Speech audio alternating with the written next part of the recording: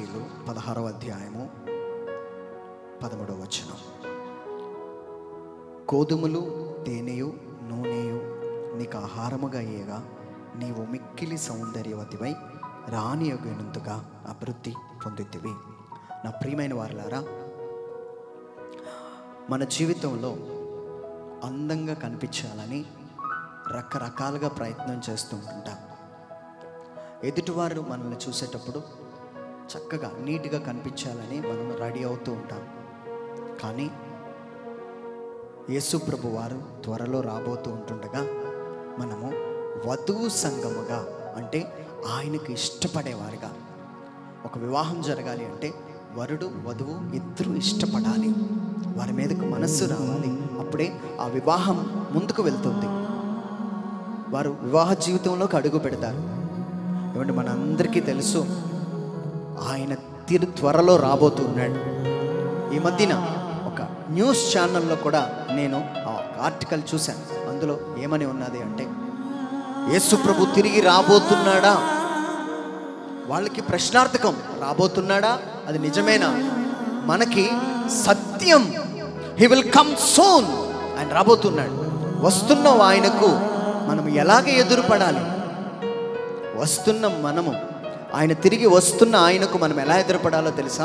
సౌందర్యవంతంగా కనబడాలి, రాని అగునట్లుగా మనము సిద్ధమవ్వాలి. ఎందుకంటే ఆ వరుడికి సరైన వధువు రావాలి. ఏమంటే నేను ఒక మాట చెప్పనా, కళ్ళు తిప్పలేనంత సౌందర్యం రావాలి మనకి. నేను శరీర సంబంధమైన సౌందర్యం కోసం మాట్లాడట్లేదు, కానీ దేవుడు శరీరాన్ని శాపముతో పోల్చాడు కనుక శరీరం సంబంధమైనది కాదు, కానీ ఆత్మ సంబంధమైన సౌందర్యము, దేవుడే కళ్ళు తిప్పుకోలేనంత సౌందర్యం నీకు రావాలి అంటే నువ్వు చేయాల్సిన పని ఏంటో తెలుసా? గోధుమలతోనూ తేనెతోనూ నూనెతోనూ సంతృప్తి పరచబడాలి. నువ్వు గుర్తుపెట్టుకోండి, ఆయన వస్తున్నాడు. వస్తున్న వేళకు సంఘము అనగా నువ్వు ఎలాగ సిద్ధమవ్వాలి? గోధుమతో సిద్ధమవ్వాలి. అంటే అర్థం తెలుసా? యేసు ప్రభు వారు మనకి ఇస్తున్న ఈ 3 మాటల్లో మొదటిది గోధుమలు. అంటే గోధుమలు ఒక రొట్టిగా మార్చబడాలి అంటే అది రోకటిలో వేసి బాగా దంచినప్పుడు, బాగా నల్లగొట్టినప్పుడు, అది పిండిగా మారినప్పుడు అది రొట్టెని చేసుకోగలం. అలాగే యేసు ప్రభు వారి భూలోకానికి వచ్చి తన శరీరము నలగొట్టబడి పిండిగా మార్చబడింది. ఆయన శరీరము రక్తముతోనే నువ్వు పోషించబడాలి. అందుకే నేను ఇచ్చు ఆహారము తిన్నవాడు అది నిత్య జీవం పొందుకుంటారన్నాడు ఆయన. ఈరోజు ఎంతమంది అయితే దేవుని శరీర రక్తాలను స్వీకరిస్తున్నారో అది గోధుమలకు సాదృశ్యమై ఉన్నది. రెండవది తేనె, అంటే దేవుని మాటలు, ఆయన వాక్యం. ఏంటి, మనము వాక్యమును తేనె కంటే మధురమైనదే అంటుంటాం. ఈరోజు తేనె కన్నా మధురమైన ఆ వాక్యమును మనము మన జీవితంలో ఉండగలిగితే నీ సౌందర్యము పెరగబోతుంది. నేను మీ ఆత్మీయ సౌందర్యం కోసం నేను మాట్లాడుతున్నాను. ఏమండి, ఒకసారి నా వైపు చూస్తూ, నీ కళ్ళు ఆ దేవుని మాటలు వింటుండగా సౌందర్యంగా మారబోతున్నాయి. అంటే దర్శనాలు చూసే కళ్ళుగా దేవుడు నీ కళ్ళు చేయబోతున్నాడు. నీ మాటలు, ఈ లోక సంబంధమైన తుచ్చపు మాటలు మాట్లాడే నీ నాలుక పరలోక భాష మాట్లాడే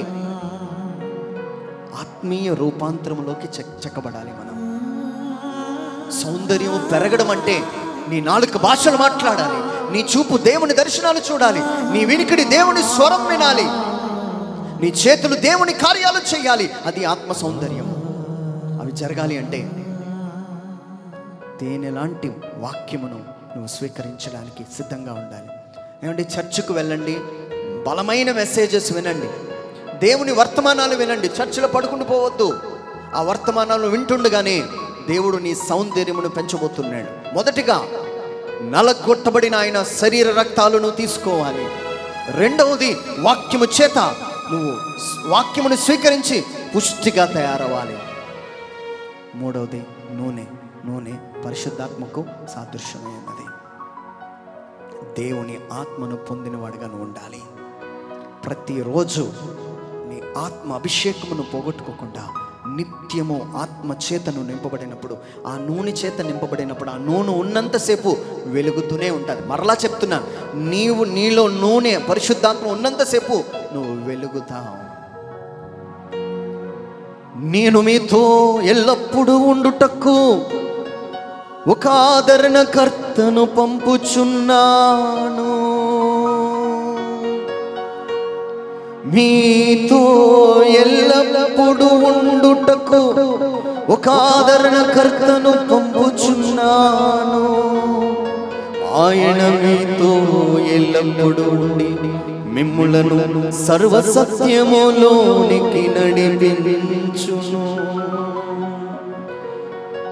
ప్రభువే నాకు కోట, నా ఆశ్రయ దుర్గము. ఈరోజు ఆ ప్రభువే మనకి కోట, మన ఆశ్రయ దుర్గం. అలానే కళ్ళు మూసుకొని ఆయన శరీర రక్తాలతో నువ్వు పోషించబడుతున్నావా? నీ సౌందర్యం పెరుగుతుందా లేదా చూసుకో.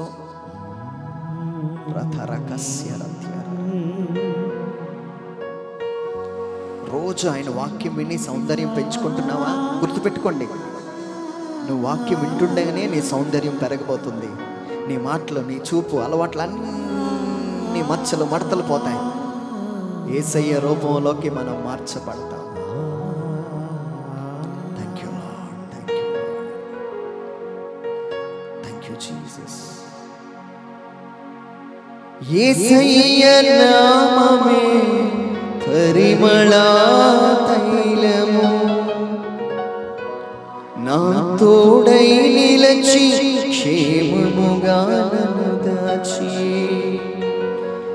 యేసయ్య నామమే బలమైన దుర్గము, నా తోడై నిలచి క్షేమముగా నన్ను దాచి.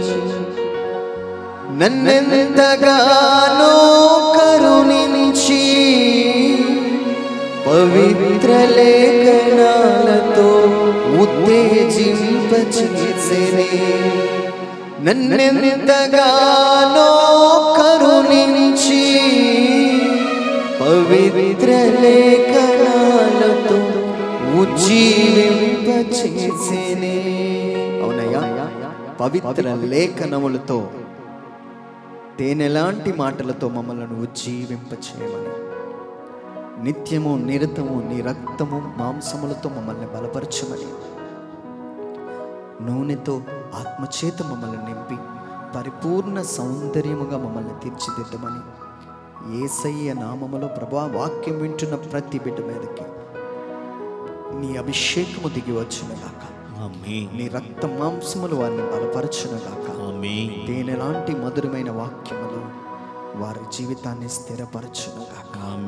యేసయ్య నామములో అడిగి పొందుకుంటున్నాం తండ్రి. Amen. God bless you. God bless you.